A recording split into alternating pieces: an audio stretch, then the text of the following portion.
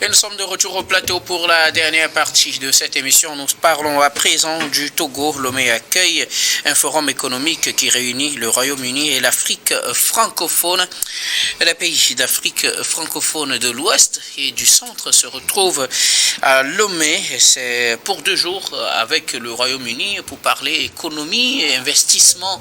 Le Togo se veut la porte d'entrée dans ces 2 régions pour le Royaume-Uni en matière d'investissement. Le forum qui a été ouvert à Lomé aujourd'hui compte pour la 4e édition. Je vous invite à suivre cet élément de Christophe Ekoué, puis nous reviendrons tout à l'heure au plateau pour les commentaires de nos invités. Pour la première fois depuis 2022, le forum sur le commerce et l'investissement entre le Royaume-Uni et l'Afrique francophone de l'Ouest et du Centre s'installe sur le sol africain.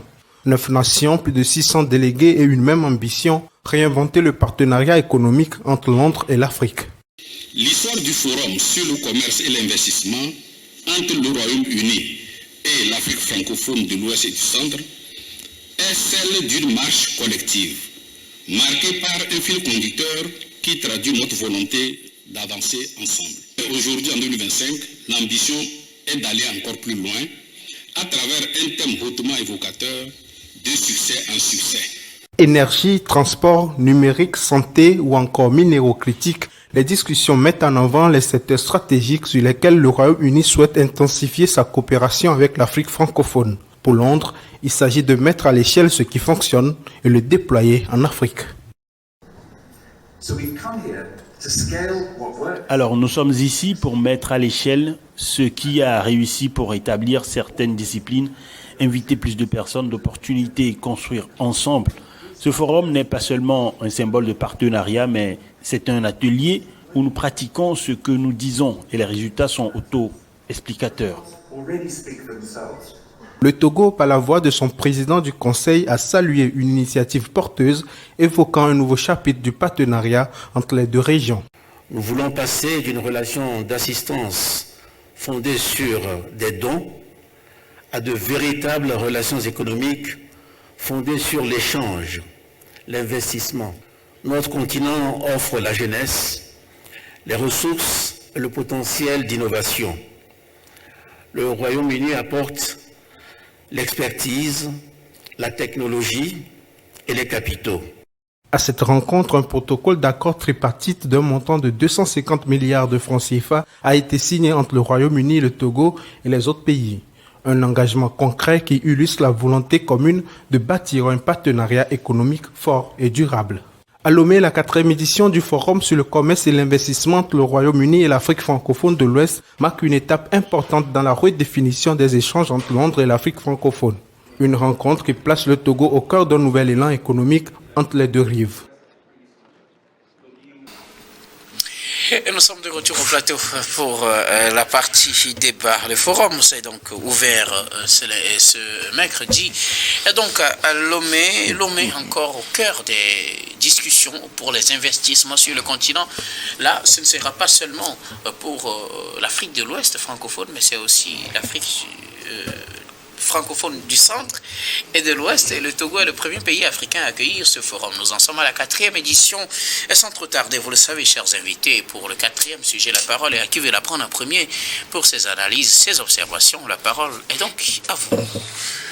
Oui, donc moi, oui, je prends le sujet.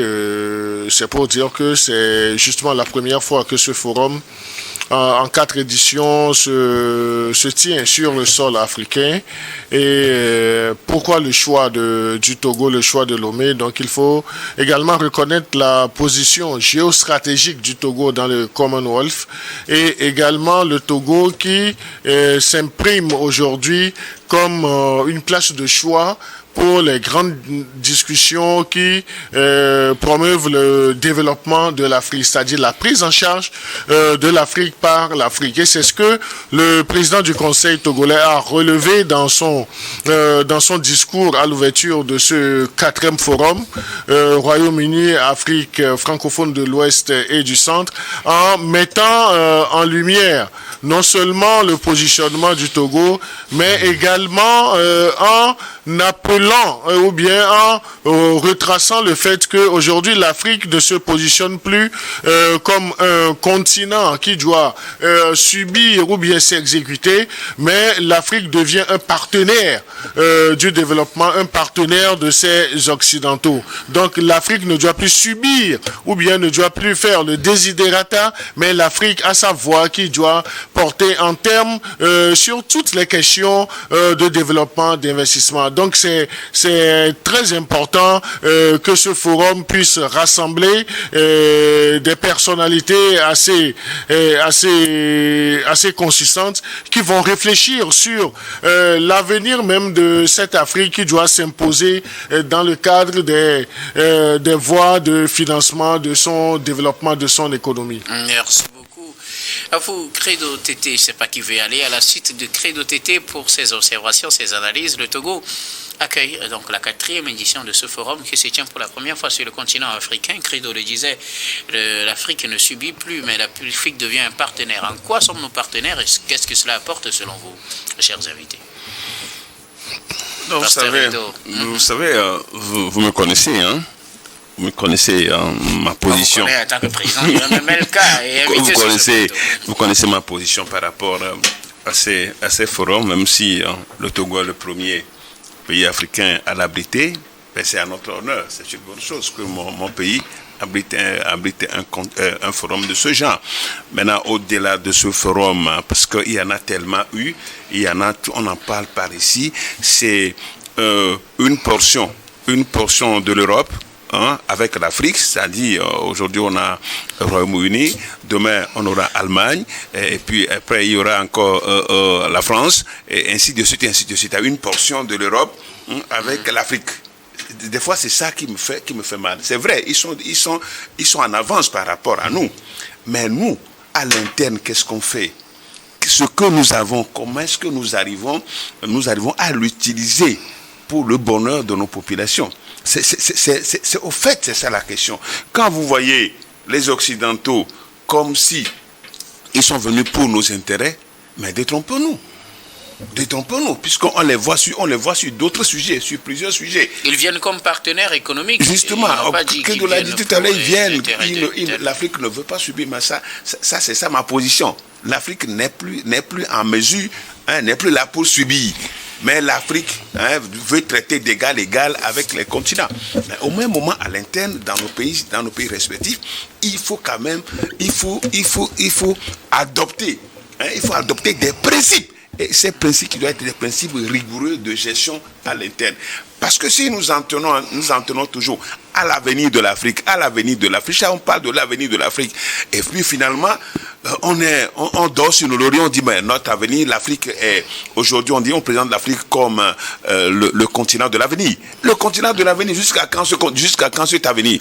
Alors on continue de mourir dans cet avenir, qu'on ne voit jamais être profitable aux populations. Donc c'est de ça il s'agit. Ce forum, vivement que quelque chose sorte de ce forum, puisque quand on me parle de 250 millions de dollars, c'est ça?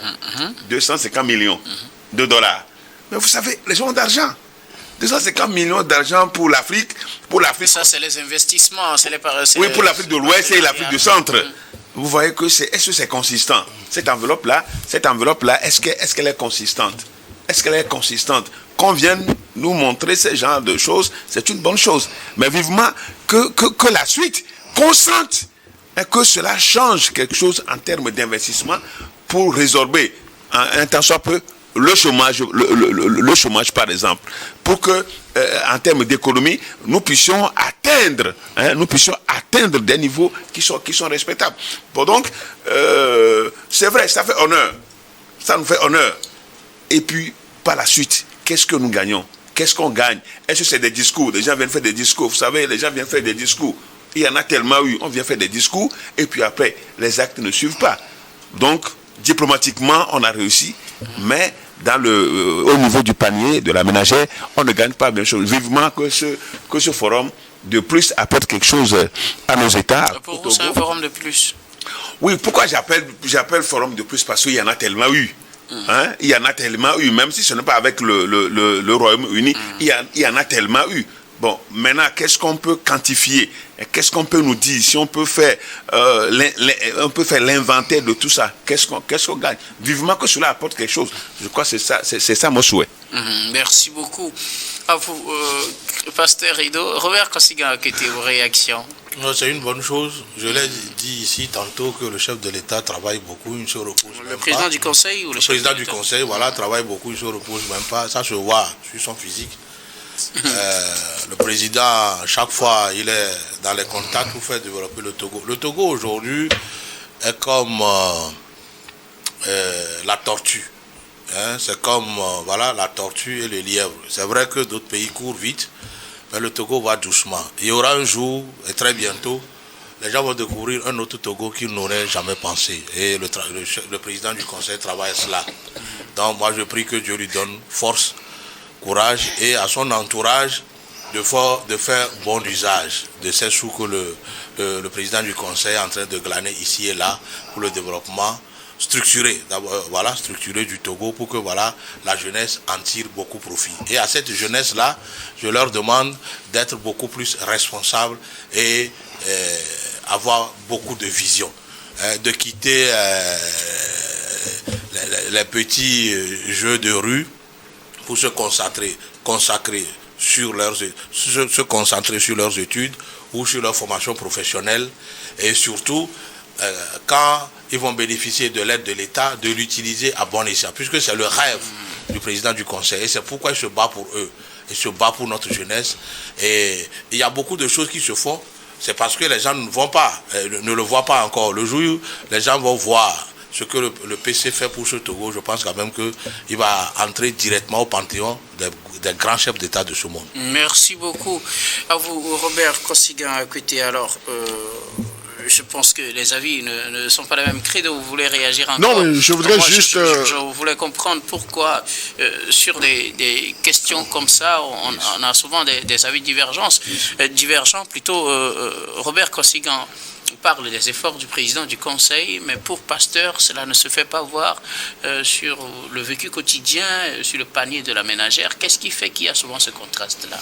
Non, mais je voudrais, avant de revenir sur le pan de cette question, dire que avec la tenue de ce 4e forum, donc cela traduit l'existence d'un nouveau chapitre de partenariat entre le Royaume-Uni et l'Afrique. Et je disais dans mon premier développement qu'aujourd'hui, on ne doit plus considérer l'Afrique comme un marché, mais considérer l'Afrique en termes de partenaire de développement. Donc c'est très important et d'où la nécessité de passer à une relation qui soit d'assistance fondée sur des faits vraiment réels, sur des dons à de véritables relents économiques. Donc, il faudrait travailler sur ces choses, construire même avec l'Afrique et par l'Afrique et ses partenaires, ces échanges qui doivent promouvoir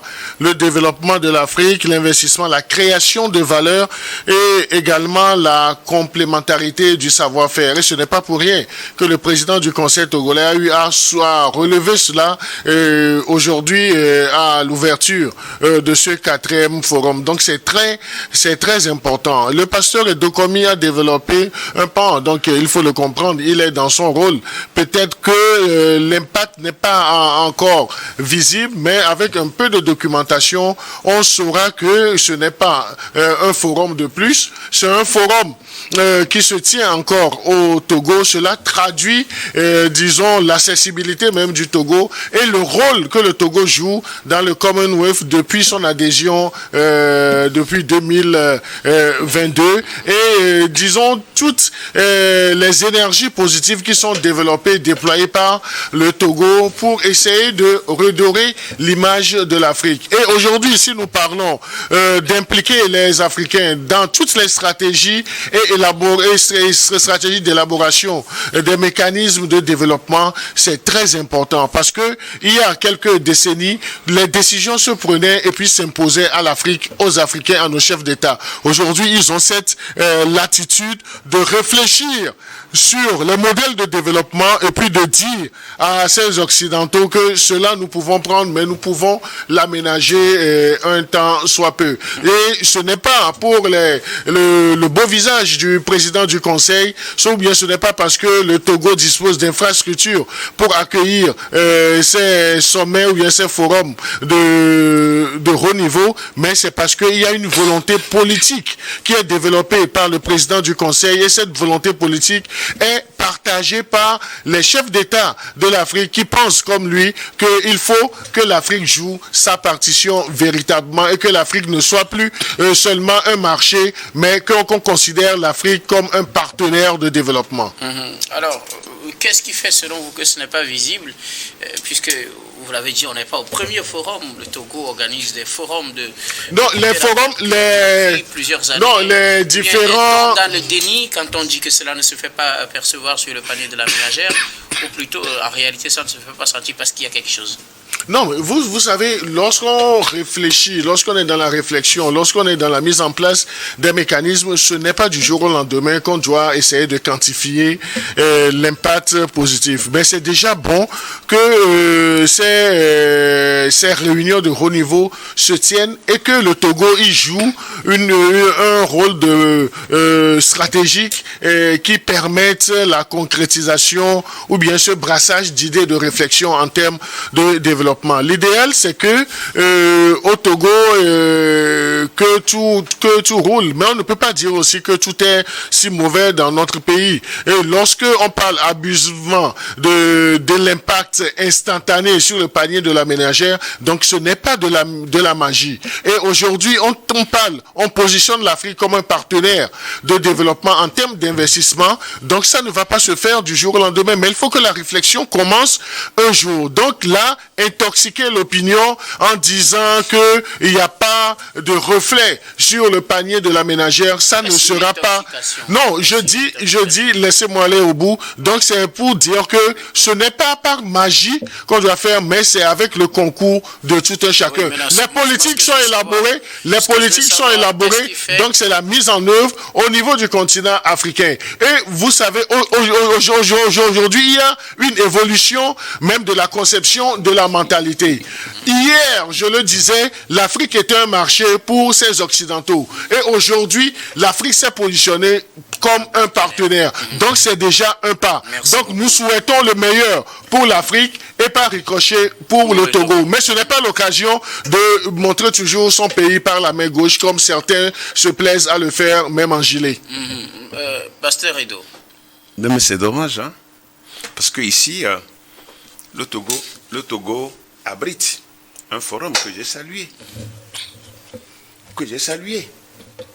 Mais je dis, il faut aller au-delà de ces forums, même pour les pays africains de manière générale. Moi, j'ai pitié pour les populations togolaises quand je vois les souffrances des uns et des autres.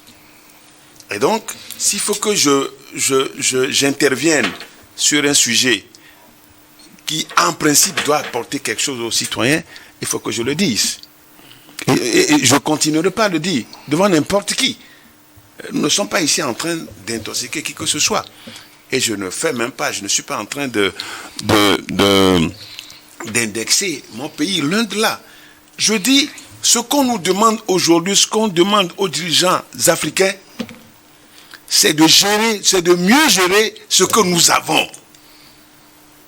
Ce que nous avons dans nos pays respectifs, il faut bien gérer cela. Et si on le gère bien, on peut s'en sortir. Parce que pendant longtemps, on a été assisté. L'Afrique a été assistée. Nous sommes tous dans l'assistanat. Vous les voyez, les partenaires qui viennent. Mais pendant plus de 60 ans, on va rester dans l'assistanat. Même si aujourd'hui, on change les thématiques et qu'on dit que l'Afrique ne subit plus l'Afrique un partenaire. Donc, ce qui veut dire qu'on a revu encore, on a dit qu'aujourd'hui les Africains, ils sont fatigués, hein. Les Africains aujourd'hui prennent conscience. Donc, il faut changer un peu. Il faut changer en disant, ok, vous êtes nos partenaires. Bon, on va réfléchir ensemble sur les sujets. Mais c'est une hypocrisie. tenez-vous bien. L'Occident, les Occidentaux ne veulent pas notre développement et ne travailleront pas à notre place. Il faut assainir nos économies, il faut assainir nos dépenses, il faut que les politiques que nous mettons en place, ces politiques puissent générer de l'emploi pour les populations. Mais c'est de ça il s'agit. C'est tout ce qu'on nous demande. Nous avons des ressources. Il faut bien les gérer à l'interne. Et puis maintenant, l'apport des autres, les gens ne nous apporteront que une certaine valeur. Et on ne sera plus continuellement être les esclaves des Occidentaux. Alors, ce que moi je veux comprendre, l'Afrique est aujourd'hui partenaire. Qu'apporte l'Afrique, je ne parle pas uniquement du Togo, qu'apportent les pays africains dans ce partenariat avec le Royaume-Uni et ces investissements, qu'apporte l'Afrique réellement? Non, c'est le Togo qui donne les idées sur les secteurs dans lesquels il faut investir pour que l'Afrique commence par transformer elle-même ses produits. Ça dit que les autres investissent chez nous. Oui, mais ils ne vont pas venir dire que nous allons investir dans tel et tel secteur. Mais par contre, les Africains qui vont dire, voilà les secteurs dans lesquels il faut investir, mais il faut aussi apporter de l'expertise dans les technologies, en matière de technologie, de santé et d'infrastructure. Voilà, c'est de bonne guerre. Parce que vous savez, toute transformation vient d'abord de la discussion. Si on ne discute pas, la transformation ne suivra pas. Alors il faut d'abord discuter pour que voilà, la transformation suive. Alors, M. Edo, il fut maire et maire adjoint à Golfe 2. Il ne va pas démentir ce que je dis. Il va à des colloques, il va alors à des séminaires, il va à des grandes rencontres. Il va dire que tout ce qui se fait aujourd'hui dans la décentralisation vient d'abord par la formation, vient par les échanges sur beaucoup de sujets, sur beaucoup de thématiques. Et quand eux, ils reviennent dans leurs différentes mairies, ils transforment la vie. Ils font la transformation et améliorent la vie des populations. Donc moi j'ai dit, si le Togo aujourd'hui se fait le pionnier en Afrique pour commencer par discuter sur les sujets par lesquels on peut commencer par transformer nos propres matières ici et demander aux partenaires d'investir là où il faut. Je pense quand même que c'est un grand pas et il faut tirer le chapeau à notre PC qui fait alors un grand travail. Et je vous dis que la jeunesse togolaise se tienne debout. Bientôt, ils ne trouveront pas les mains pour applaudir le PC. C'est moi qui leur dis. Merci beaucoup à vous. Et rapidement, le temps est Non, je veux juste dire un mot. Vous savez, en 1960, le Sénégal et la Chine avaient presque le même PIB. En 1960. Et avec d'autres pays, même le Ghana. Aujourd'hui, regardez la Chine. Regardez aujourd'hui la Chine. Ils ont pris combien de temps? Nous, on prend plus de 65 ans pour continuer par réfléchir, par faire des réflexions, sans être capable de produire, nous-mêmes de transformer nos ressources. 65 ans. Est-ce que ça va continuer comme ça? Bon, moi, c'est ça mon mal. Parce que mon cœur saigne, je suis africain. Je ne suis contre personne. Moi aussi, je fais partie. Moi aussi, je fais partie. Je suis encore dans cette idée de réfléchir, des colloques, des rencontres, que les partenaires financent, et puis après, il n'y a rien. Donc, il faut aller à des trucs concrets, à l'école, transformer déjà à la base. L'école, et que les jeunes puissent être pragmatiques sur le terrain pour nous apporter quelque chose. Sinon, on est toujours dans l'état de réflexion, dans l'état d'idées, mais on ne voit rien comme matérialisation de ces idées. Merci beaucoup à vous, Pasteur Edo Komi. Vous êtes le président du mouvement Martin Luther King. Merci d'être passé sur ce plateau. Non, c'est un plaisir pour moi. Je voudrais juste faire un coucou spécial aux travailleurs de la société Nouvelle Industrie de Gbatope, qui était depuis le lundi, qui était en débrayage, parce que ce qui se fait là-bas, c'est de l'enfer, c'est de l'esclavage. Et nous, dans notre sortie, on a dit que c'est non à l'esclavage de temps moderne dans les sociétés de la zone franche. Une fois encore, je les salue et je leur dis que c'est le moment à jamais de rentrer dans leur vie active avec des conditions de travail et de vie favorable. Merci beaucoup. Pasteur Edo, quels étaient vos mots de fin, rapidement? On aurait eu le temps que j'allais appuyer ce que le pasteur Edo commis, parce que la dignité humaine, le travail a besoin de salaire, et il faut reconnaître les efforts de nos concitoyens et que ces industries qui viennent s'installer au Togo puissent considérer cette personne humaine que sont nos concitoyens. Merci. Mais je voudrais rapidement dire que le bénéfice de ce forum également en positionnant l'Afrique comme partenariat, comme partenaire, c'est de voir faire des infrastructures, des leviers de souveraineté, de compétitivité et de croissance, mais également et surtout de faire entrer les acteurs locaux dans la chaîne de valeur. Donc voilà les objectifs, et je crois que c'est une bonne chose que le Togo ait pu abriter ce 4e forum, et c'est à l'actif du président du Conseil, même si le pasteur Edo Komi ne voudrait pas qu'on le reconnaisse. Vous êtes journaliste et analyste politique. Merci d'être passé sur ce plateau. Merci à vous. Ce n'est plus un débat, s'il vous plaît. Robert Kosiga, à côté, rapidement. Je voudrais demander au gouvernement de trouver une solution pour réparer, reprofiler la route Amenra à Fagna et à Fagna à Gomeglouzo. Merci beaucoup. Voilà. Robert Kosiga, à côté, à Clicamé, bien sûr. Robert Kosiga, à côté, vous êtes analyste politique et président de l'AJD. Merci d'être passé sur ce plateau. Merci Nio TV. Merci docteur. Nous disons également merci à toutes les équipes techniques et rédactionnelles qui nous ont aidés à préparer, à présenter cette émission. Merci beaucoup à Yves Kofi Maounion Adjo à la réalisation, à Richard Amedessou et Florent Ekouekoué à la diffusion. Merci à Stéphane Kouanou et Thomas Choyi à la caméra, et surtout à vous, très chers téléspectateurs, de nous avoir suivis. C'est la fin de ce numéro de Regard Croisé. Je vous retrouve demain avec le même plaisir pour un autre numéro.